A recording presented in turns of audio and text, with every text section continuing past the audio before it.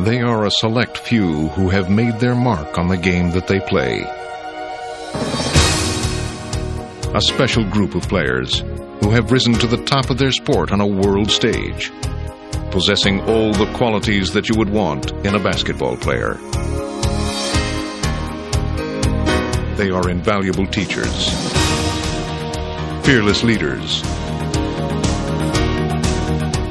fierce competitors, dominating defenders, peerless passers, and unstoppable scorers. They are Hardwood Heroes. Pippen's got it! Oh, listen to the crowd! Oh, what a shot by Reggie Miller! Oh, baby! Rebound, Stockton! Ahead to Carvalho! He's got it! He scores!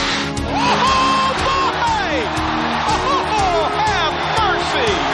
John Stockton sends the Utah Jazz to the NBA Finals!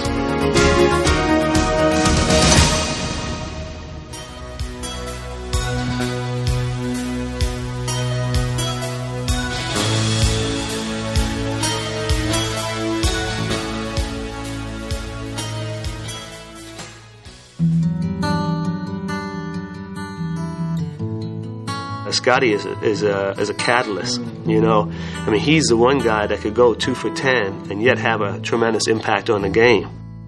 He's that rare guy who can literally do everything. He's our point guard, unbelievable defender, he's a great rebounder. He's got every skill imaginable. He's a complete player, the best versatile all-around player in the game today. An unheralded college player from tiny central Arkansas, Scottie Pippen worked long and hard to earn such accolades. The Seattle Supersonics select Scott Pippen of Central Arkansas. That's right, folks. You probably have never heard of Scottie Pippen. Though he was traded immediately to the Bulls on draft day, Pippen arrived in Chicago with lofty dreams. Going in, I'm looking to go in and play probably the 3 position, but someday I want to be able to work my way into the point guard position. But at first, his big plans brought big troubles. When Scotty first came here, he really didn't know where he was at that time. But with inspiration from his superstar teammate, he improved by leaps and bounds. Scottie Pippen out with it. Pippen on the drive, left of the lane to the rack. Whoa! Michael challenging Pippen, it changed the whole character of our team. It made Pippen elevate his game. I was established. He was kind of in the back scenes of things. And when his skills started to evolve and mature and people started to expect bigger things from him. Scotty was developing at that time by making him the director of our offense, kind of a point forward. With the ball in Scotty's hands, the Bulls finally had all their pieces in place. Embarking on their historic championship run, they would capture 3 consecutive titles. Chicago has dominated every game. The Chicago Bulls have 3 straight NBA championships. With 3 championship rings, a gold medal, and 3 All-Star selections, Scotty had seemed to leave the shadow of obscurity far behind him. But no matter how much he achieved, he found himself constantly eclipsed by his more famous teammate.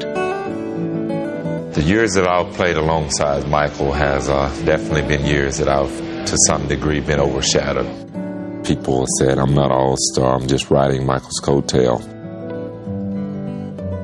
But just prior to the '94 season, all that suddenly changed when Jordan stunningly would announce his retirement. This was an opportunity when Michael's departure for me to really step forward and show some leadership. He has been unstoppable. An MVP performance. Pippen, beautiful jump hook. Pippen would make the most of his opportunity, leading his team to 55 wins and an All-Star MVP. Finally, he was well on his way to garnering the recognition he deserved.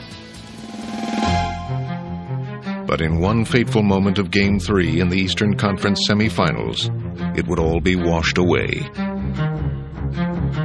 1.8 seconds remain, fourth quarter. Knicks and Bulls tied at 102.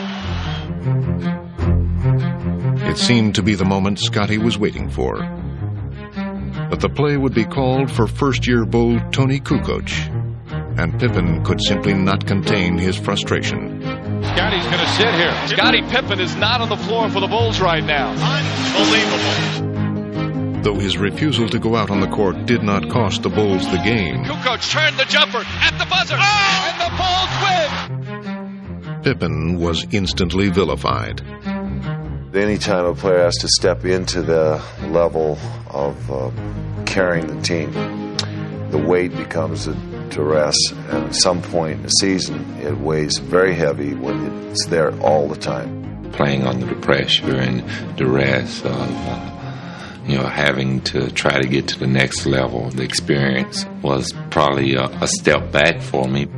At times, you make questionable decisions that maybe when you reflect back on them, they're not the best decision. And I think it really helped him grow as an individual to understand what type of responsibility you must have with this league. In a sense, the play would prove to be a turning point in Scotty's career. Refusing to be consumed by it, Pippen worked harder than ever. And in the next season, he would lead the Bulls in points, rebounds, assists, steals, and blocks, as he would win back the confidence of his fans and teammates. Ironically, Scotty gained the respect he had always deserved. I'm winding down battle. Scotty by Pippen. Yes, and MJ loves it. And when I walked away for the game for 2 years, he was exposed to what I had to deal with, and he didn't have a shield anymore. But Scotty flourished individually. He became more of a mature player. And even Michael's return to the game did not diminish Scotty's newfound status. Hey, Michael on the run. MJ running, shovels, Pippen jams for the right hand. With Michael and Scotty playing as equals, the Bulls would become champions once again and take their place in history as one of the greatest teams of all time. Looking, skips across, Pippen the steal! Scotty saves it to Tony! He runs the And now, no one doubted Scotty's contributions. I want to take my hat off to the two leaders on this team, Scotty and Michael. Michael, when he came back, said point blank, this is Scotty's team. It's hard to take this MVP by myself. He's got to take half of it. I take the trophy, he may get the call.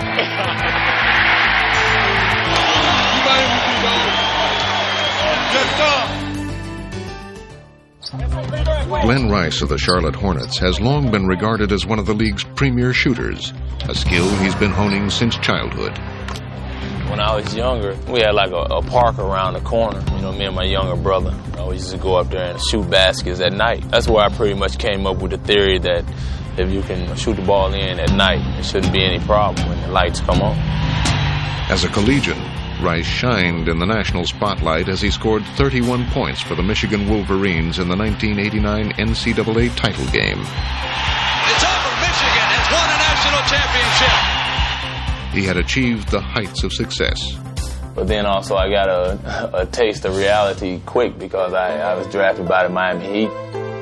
Joining the NBA's worst team, Rice now had to endure the frustration of losing. But Glenn would take matters into his own hands as he infused the Heat with a new attitude. Rice for three. Bullseye. You gotta love it, Miami. Stand up and cheer. The Heat coming around. I was able to, pass on the winning attitude to the other players on the team, and we tried, really hard to get something accomplished. Miami, how do you like us now? The Heat are in the NBA playoffs.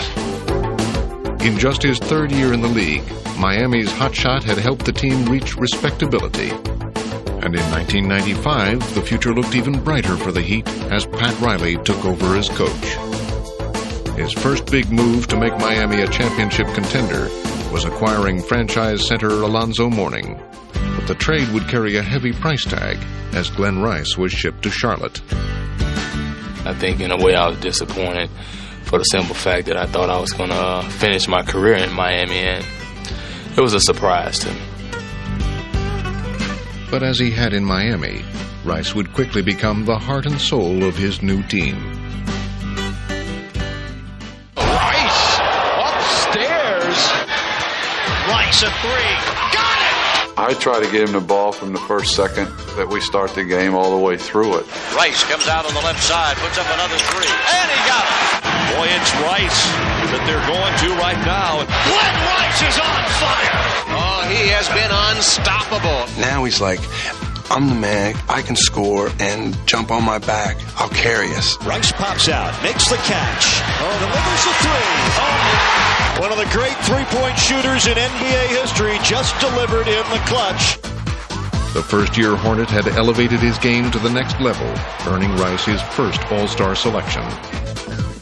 Michael really made me feel very comfortable. Right before the game, we were walking down the hallway, and he started joking with me. I bet you shoot first air ball. It was kind of funny because I almost shot air ball. I got just a small piece of the rim on my first shot. He told me afterwards, hey, congratulations on being an All-Star, and hope to see you back again. Your first was good, man. I hope you enjoyed it. A year later, Rice's All-Star performance was an entirely different story. All right, go ahead and get hot now. Yeah. Okay. Terrell Brandon, he'll bring it down. A 4-point East lead. Rice left side squares. Oh, 2 for 2. You got him, T-Right. You can't leave the hot hand wide open like that. Three-pointer again. Yes, he is in the zone. Rice comes back, spins, comes up. 8-footer's good. There it is. He has the record. Proving again that he belongs in the national spotlight, Glenn Rice helped set a new standard for All-Star excellence. And thank you, Glenn Rice, 1997 All-Star Game MVP, setting a record for the most points in a quarter and a half. Few can match the shooting prowess of Glenn Rice, but Reggie Miller, the sharpshooting guard from the Indiana Pacers, is certainly one of them. Miller, a desperate three. Whoa! Right in the face of the defender. Jackson on the bounce with 8. Reggie from the wing. Hit it! Boom! That's jazzy. Now that's jazzy. Reggie loves the game that he plays. Boys are back in town. And he's not bashful about expressing his emotions or showcasing his skills. Well, when you first step on the court, especially if you're playing in a packed arena on the road, 20,000 people are coming to see you perform. Reggie spots for 3. There she goes. It's like being on stage. You're like Michael Jackson. Miller, a bomb for 3. Got it.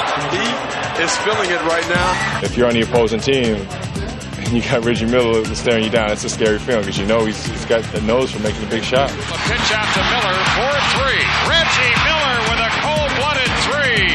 And the Indiana Pacers have taken the lead. If the game is on the line, everyone knows where the ball is going to end up, and there's nothing that no one else on the other team can do about it. And that's the mark of a great clutch player. 5 seconds, 4 seconds, 3. Here he comes, fade away. Yes, Miller hits a big one. With 8/10 of a second remaining, Reggie Miller takes the foul at the stadium in Chicago. Sometimes you like kind of sticking it to other teams. Here's Reggie, here's the turnaround, here's the shot. Good!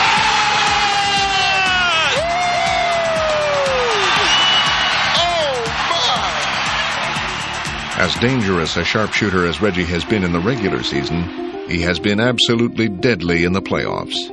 He calls it Miller time. Miller to the ball! Reggie Miller! My goodness! No team has been more of a Miller target than the Knicks. In 1994, New York thought they were out of his range in Game 5 of the Eastern Conference Finals. Little did they know, there is no such thing. When I took my first shot in the fourth quarter, and it was a 3, and it was pretty contested, and it went in. I came back down on the next possession and hit another 3, and that's when I started to feel kind of good. And that Knick lead has been trimmed to 8. It seemed like the bucket started to open up a little bit more. Here's Miller, swings away, and hits. Reggie Miller is on fire. He Miller fires up a long three. That's good. Oh. Reggie Miller from way downtown. And the Pacers go up by 3. Sitting on the bench, you found yourself being a spectator. He just got to the point where he made shots. Reggie Miller hits another 3. An emphatic display of long-range bombing by Miller. I just feel fortunate I was there to watch it. Just an astounding shooting exhibition being put on by Reggie Miller. When it was over, Miller had tormented the Madison Square Garden crowd with 25 fourth-quarter points. The combatants would meet again under similar circumstances in New York 1 year later, and this time, Reggie struck more suddenly as he single-handedly erased a seemingly insurmountable deficit. 105-99, 18.7 seconds left. Miller for 3, and he got it. Reggie Miller with a clutch tray, and it's 105-102. And a steal. Miller retreats to the three-point line and hits again. Reggie Miller has tied the game with 13 seconds remaining. To get a steal and have Reggie have the presence of mind to step back and shoot another 3 blew my mind. And then to have an opportunity to win in a regulation when we were 6 down with 18 seconds to go was something that I totally didn't expect. Unbelievable! Unbelievable! One of the most remarkable comebacks in all of basketball. It was pretty wild. How appropriate is it that Reggie's new coach can appreciate his uncanny knack for making clutch baskets? Okay? Come on, guys. Big time here. 1, 2, 3. Whether he's mentally tougher than I ever was, I don't know. If we're the same, I have no idea. It's just that I know he's hit some awful big shots for us. Miller suddenly alone. Sticks it. Wow. That was a huge shot from Miller. Knowing that I want the ball in my hands as much as possible, especially in a late game situation, that kind of takes the pressure off him, so he can just say, okay, we're going to drop this play and get the ball to Reggie. Like he used to say in the Celtics, okay, draw the play up and get the ball to me and we'll all go home. Miller has a good look at it. Miller waves it for Indiana. And he waves goodbye to the Suns bench. While Miller can end a game with his lethal shooting, there is another breed of player that dominates in a different way. Here's a steal by Gary Payton. Defense leading to offense. Seattle's main weapon. The best part of basketball for me is getting out there, guarding somebody, and making them fear me. Gary Payton is such a disruptive force on defense. Ball stripped by Payton. They call him the glove. So quick. A different type of point guard with the complete arsenal of weapons. He can score, he can post up, he can shoot, he can play one-on-one, or he can pass. And Gary Payton is saying, give him the ball. He knows that he's the guy that can get it going. He likes it in games like this when it's on the line. Gary's all-around brilliance has established him as one of the league's best. But there was a time when his commanding performances were not so commonplace. Drafted second overall in 1990, there were high expectations, especially from himself. But the brash rookie was in for a rude awakening. Moore flips it over to Payton. He drives and missed the left-hand layup. When I came in this league, I was arrogant. I thought I could do whatever. Payton with the steal, the drive, and the hoop, but wave it off. Offensive foul on Payton. He was terrible in a sense because he talked more than he played basketball. He tried to intimidate you by talking. First 2 years in the NBA, I just wasn't playing the type of basketball I wanted to play. And I started to hate basketball. Gary Payton had appeared to be slipping into basketball oblivion. But midway through his second disappointing season, a new coach would arrive, and with him, a new beginning. He has a gut competitive nature that very few players have. Coach Karl would let his young point guard loose, providing Payton with a second chance. Oh, that's my ball. Grabbed by Gary Payton. He wheedles his way through traffic, drives into the lane. Nobody got it. Goes to the glass, lays it in. Next lead by 3. Inbound stolen by Payton. He makes a huge play. I think when Coach Karl came in, it was the right system for me. He let me play the style of basketball I came from Oregon State with. Strips him of the ball. Lead pass to Payton. 2-on-1. Lob it ahead. Oh, baby. When that happened, I got more dedicated into wanting to play basketball and making my game better. It's off balance, no foul, outside to Smith. Smith to the ball by Payton. Sends it ahead to Gary. Too far ahead, he saves it. He'll lay it in. Oh, you gotta love that action. Good. Golly, Miss Molly. As I got older and grew up and said, hey, I think about this. You know, I could be a great player, but I'm not going to get the recognition and all that and be a superstar and play this way just by putting my talent out here. Gary would refine his game, seemingly adding a new weapon each year. When he's got the ball in his hands, you better keep your eyes open at all times, because he will find you. Gary Payton is just showing why he's the complete package. Gary Payton, another cold-blooded three. Payton had evolved into a complete player and the main man for Seattle. This game is about learning every day, and he has matured into a leader. Start from this side. Start from this side. Get over on this side. Leading his team to the finals in 1996, the Defensive Player of the Year showed why he had arrived as a superstar. Payton leading the way, and that little look like, Michael, you're the king, but I'm coming after you tonight. I don't think anyone in the league is more important to their team than Gary is to our team. Payton, ever since I've been in Seattle, has produced 55 wins. Probably will produce 3 60-win seasons. And, you know, people don't understand, in the history of the game, there's probably only 4 or 5 teams that have been able to do that type of winning. Gary Payton has indeed come full circle. I would want people to look at me when I was a rookie in my first 2 years, an arrogant player, and how you have to grow up. And that's what I've been doing. And that's where you get your recognition, and that's where you become one of the elite. While Payton may have had a rough start to his NBA career, other Hardwood Heroes have had golden beginnings. They once shared the spotlight together, but now Miami's Tim Hardaway and Sacramento's Mitch Richmond play on opposite sides of the country. Still, they spend time together whenever they can and continue a friendship that dates back to their early years with the Golden State Warriors. When I first saw him, my first day at Golden State, I was like, man, that's Mitch Richmond. I was like, hey, how you doing, you know? I'm happy to be here, you know? And we just clicked. Hardaway out and guess who? Mitch Richmond is 10. I used to watch a lot of tape on him, so I thought he was about 6'5". So when I first walked up to him, and I was like, man, this guy is about 5'11", you know? When we got on the court, we started practicing, and I was like, man, he got the quickest first step I ever seen. The killer crossover. Oh, brother. Here's Tim Hardaway behind the back. Oh, he spins and scores. We had lots of fun. You know, it was just that camaraderie between us. Just knowing, on the court, just knowing where he was at, passing the ball. Mitch Richmond. Oh, what a move. I could see him filling the lane. Richmond explodes. So it was a lot of fun. It was unstoppable because, you know, maybe Tim bust for 30 and I come out with 28. You know, it was like, it was just great basketball because we was going up and down. And in 1991, their second season together, they helped orchestrate a memorable playoff run. Here comes Hardaway on the wing to Richmond, the pull-up. Got it! He's automatic tonight. Hardaway off the crossover. Here's the whistle. Oh, the Warriors are heating up now. Momentum was building as Golden State upset the heavily favored San Antonio Spurs. It's over! The Warriors are going to the Western Conference semifinals. However, it would be the last great moment the two would share as Warrior teammates. Richmond was traded in the offseason, leaving a stunned Hardaway behind. It was tough because we thought that we was going to be the core of the team.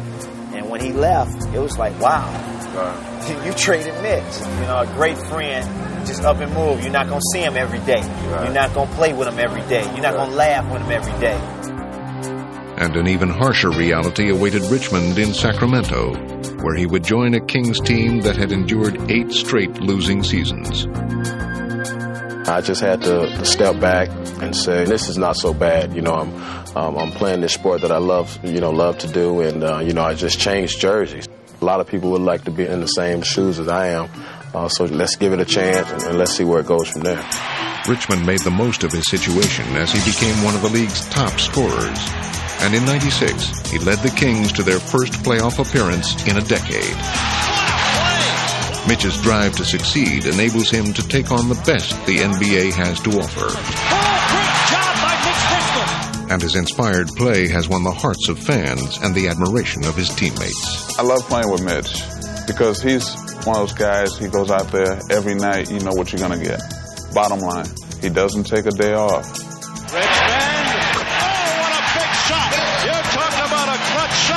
You know, he don't get enough recognition, but if people could see him play night in and night out, they'll see why he's an all-star, why, you know, everybody would want him on their team. While Richmond achieved fame as an Olympic gold medalist, his friend Hardaway encountered difficult times in Golden State. A devastating knee injury would force him to miss an entire season, and when he did return, there seemed to be little killer left in his crossover. Everybody thought Tim had lost a step or lost his crossover when he had knee surgery, and people felt that he was done. Once the pride of the franchise, Hardaway was now relegated to the bench. It was over with. It was over with. And, you know, it just wasn't right there. It was time for me to go. It was time for me to move on. A fresh start awaited in Miami, where Hardaway hoped to rejuvenate his career. I'm just looking forward to a new start. Coming out here, just playing, first of all. Making the most of the opportunity, Tim was revitalized, and opponents were soon faced with a reminder of the past. Hardaway still outside the arc of the dribble, inside of 10, pull up 3, under pressure, good. Oh, what a cold-blooded 3. Oh, Tim Hardaway, they can't stop him. Oh, that's great basketball. Confidence always was there. I never lost my confidence. Hardaway on the spin.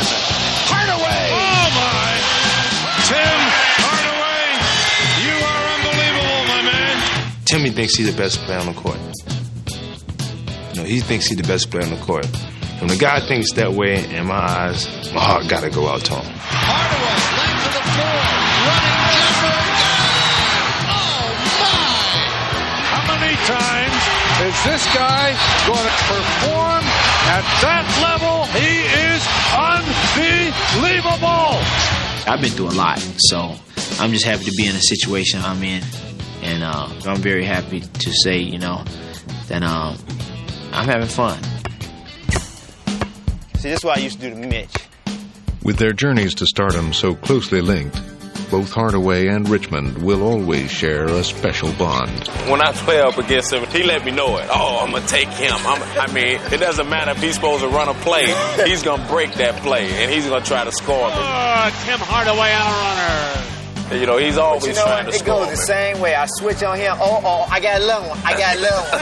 And if he score me, I'm going to hear about it. We both compete on the court, so I don't think we take friendship in the hand at that point in time. But when the game is over, you know, we acknowledge each other. So. Just go back to being friends, yeah. You know? Yeah.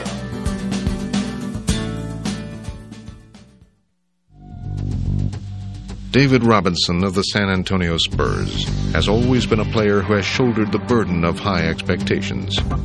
In college, at the Naval Academy, he single-handedly led an unknown Navy team to national prominence.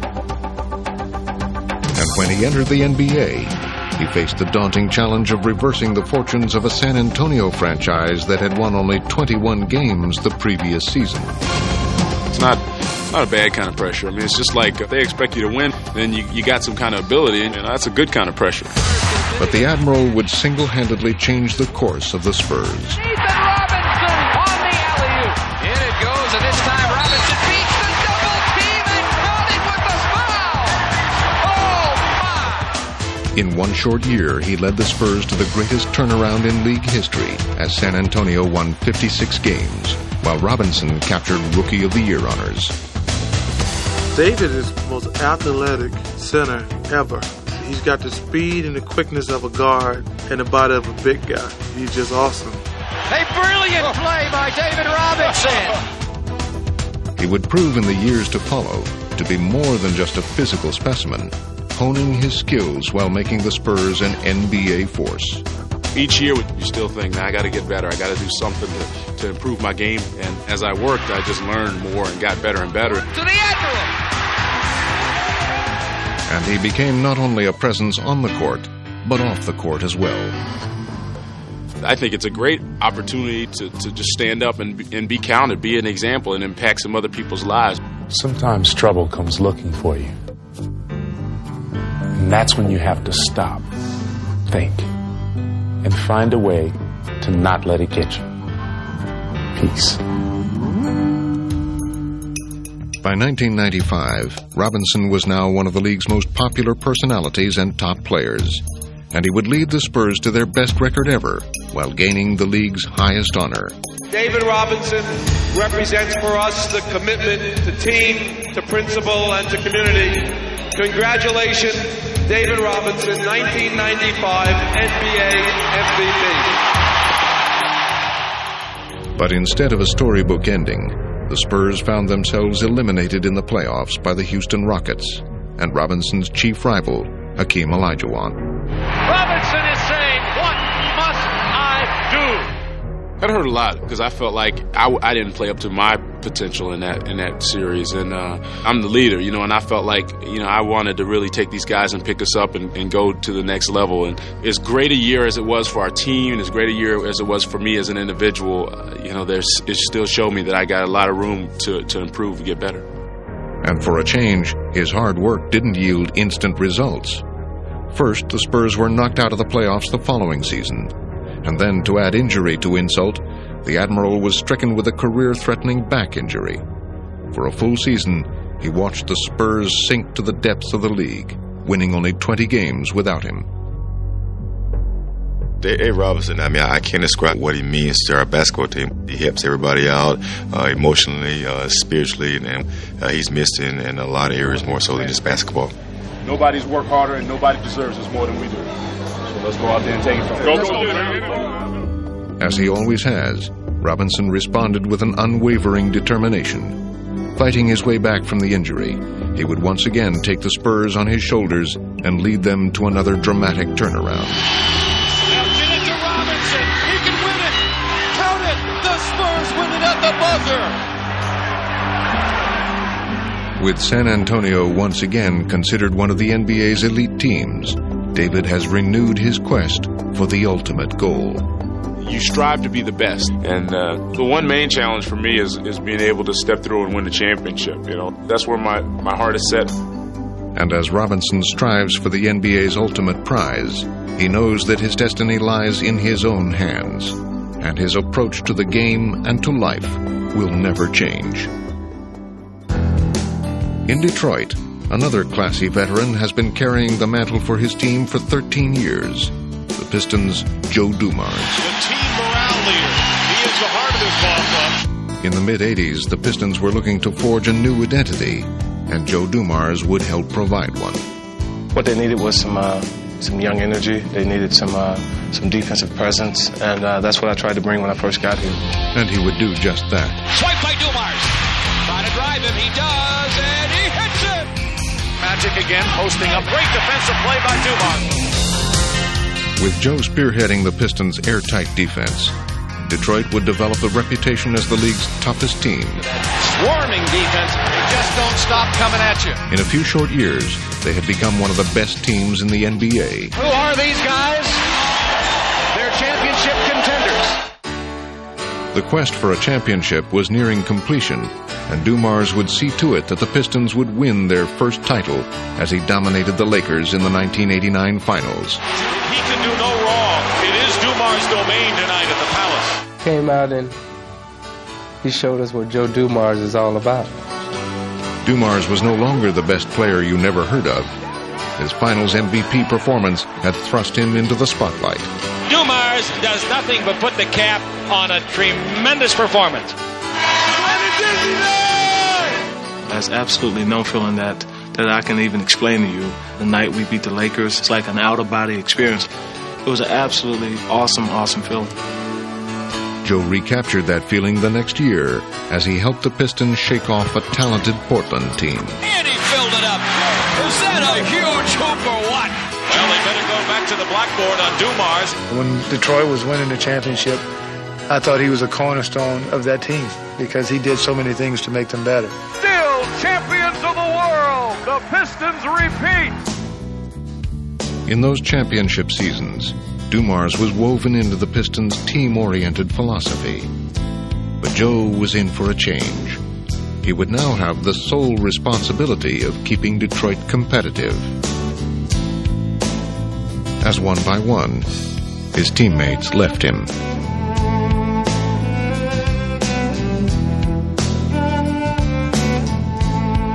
Even as his team plummeted in the standings, he would remain loyal to the franchise. I don't think you define yourself as a true professional only by your winning. I think you define yourself as a true professional by how you handle adversity. But if you're truly going to be someone who calls himself a champion, you have to persevere through those times, and that's what I did.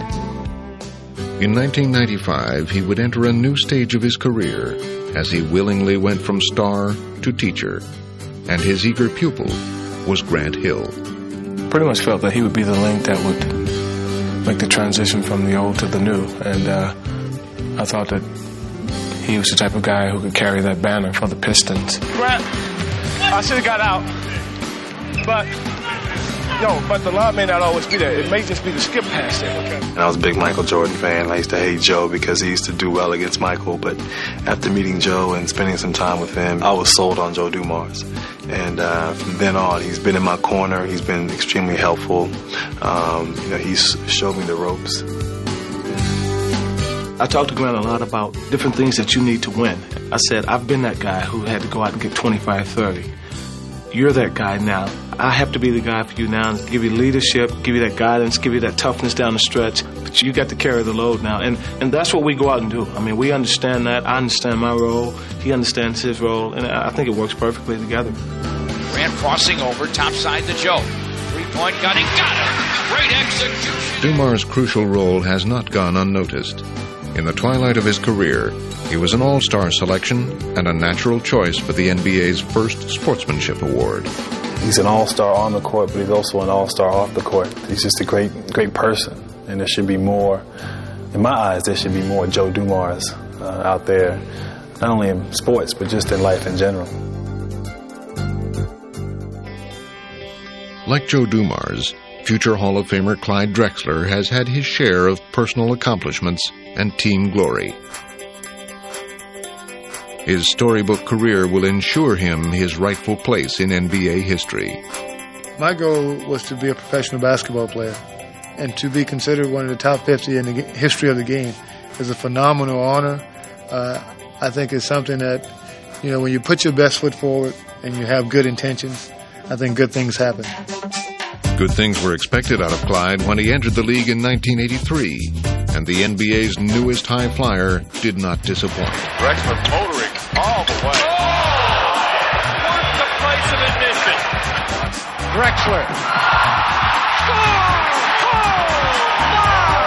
You go back and you look at some of the things he did, those were just incredible physical feats. I mean, I had a lot of talks with Clyde, and I said, there are some times when there are two big guys back there where maybe you can't go in there. And he looked at me and shot. I take what I want. It's a rebound, Robinson. Portland pass, Drexler, he's open, he scores!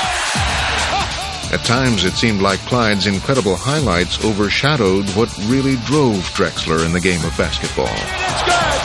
The thing that was most interesting about Clyde was not his athleticism that was obvious, but it was his desire to win. I don't think that anyone really understood how much he disliked losing. Drexler's fierce competitiveness helped make the Blazers championship contenders. And in his 7th season, Clyde led the Blazers to the 1990 finals. But they would lose to their more experienced opponents, the Detroit Pistons. There would be more hardship the next year, as Portland would bow out to Magic Johnson's Lakers in the Western Conference Finals. Blazers in 6. The Lakers win 4 games to 2, ending Portland's bid for a dream season here tonight, 91-90. The Blazers would regroup and return to the finals in 1992. Awaiting Clyde was the ultimate challenge and his closest counterpart. Michael plays the same position that I play, and for years we'd battle. And for me, competition is what I thrive on. In this marquee matchup between the league's 2 premier guards, Clyde made a bold statement, but Michael would have the final word. 3 again! No! again. Oh, my goodness. When you think about being the best team in the world and you're that close to it, it's tough, and those are opportunities that you may never get again. The prospects of returning to the finals ended when the Blazer team built around Drexler was dismantled. Clyde was now faced with the reality that he might finish his career without a championship ring. And it soon became clear that Clyde would bid farewell to Portland. And going back to Houston, the place where I grew up, where I went to college and all my family's there, that was like going home. When the trade actually went through, it was hard to believe, because in the back of my mind, I knew that something special was going to occur. And from the moment he stepped on the court as a Rocket, Drexler's mission was clear.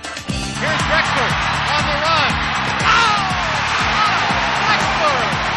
Ellie sees Drexler underneath. Oh, he passes the Kentucky down.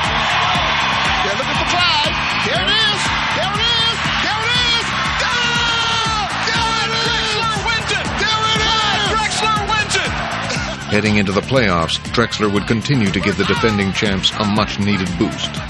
He was playing terrific ball for us. He had a terrific playoff series. Utah, he had a terrific series. David Benoit's on him now. Drexler goes right around. Benoit slams it home. And with each playoff games, each series, he was getting better and better. Drexler's will to win helped the Rockets avoid elimination an incredible 5 times en route to the NBA Finals. We have been through so much, and you always need something else to push you. And he stepped up big time right when we needed it. Clyde had helped the Rockets defy the odds, and now he was going to seize his opportunity. The guy worked hard, and that right there showed me how bad this guy really wanted to win, because he knew that that was his last time getting to the finals probably, and he had to take advantage of it. A determined Drexler played with desperate intensity. It was an emotional time. I knew he felt he was getting close to the ring, and I felt for him. Clyde Drexler, this is his championship. Drexler slams it down. It's over. It's over. The Houston Rockets are the NBA champions for the second year.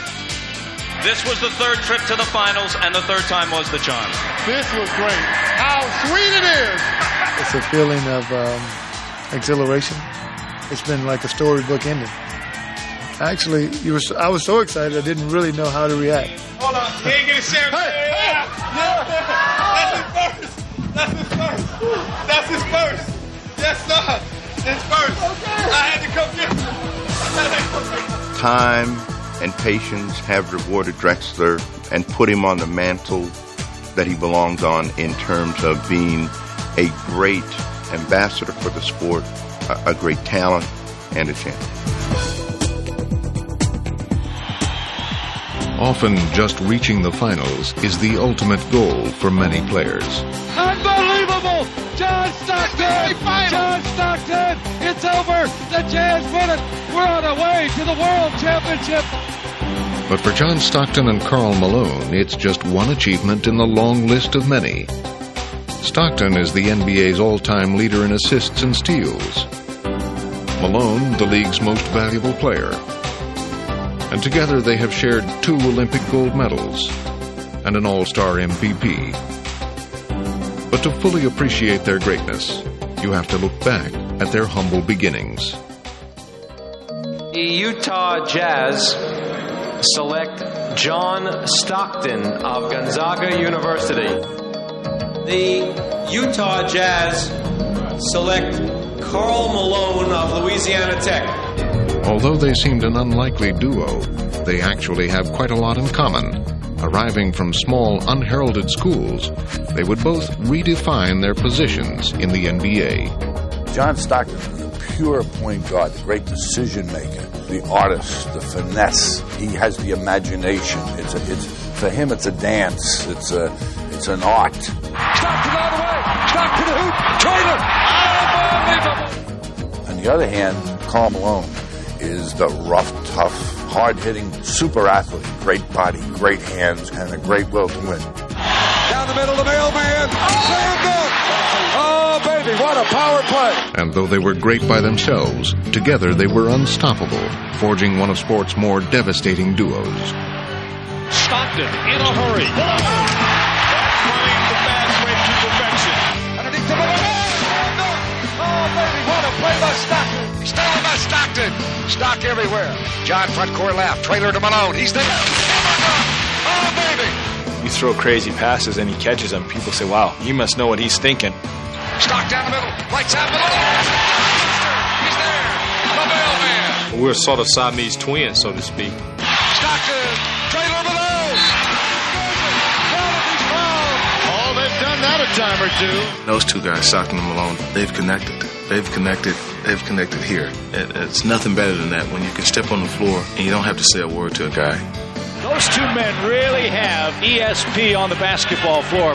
I don't think any other two players on the same team have connected like these guys have. And not only do they share an enduring bond, but also a common philosophy. I look at us every night as warriors, and we're going out to fight a battle. There's no doubt in my mind what he's thinking. And I don't think it's any doubt in his mind what I'm thinking. We'll get on that court, and that's to win. No good. Rebound, Stockton. Ahead to Karl Malone. He's got it. Stockton to Malone. He scores. Incredible. Though a title has eluded them, what is perhaps more meaningful is that they've been able to take the journey together. A lot of things have happened with the two of us, and it's nice to experience those things with a good friend that you put your whole life into with. We won and lost a lot of games together. We've been through a lot together, and really wouldn't change anything. That's a dynamic duo again of Stockton and Malone. And as a result, they've developed a relationship they will treasure for the rest of their lives. When we're gone from this game of basketball, I think when you mention one, you're going to mention the other one. And if we happen to go to the Hall of Fame one day, they probably try to get us both there together. And I think it's great. I hope that whatever happens to us after we're done playing, I hope that there's a lot of times for Stockton-Malone combination to get together again.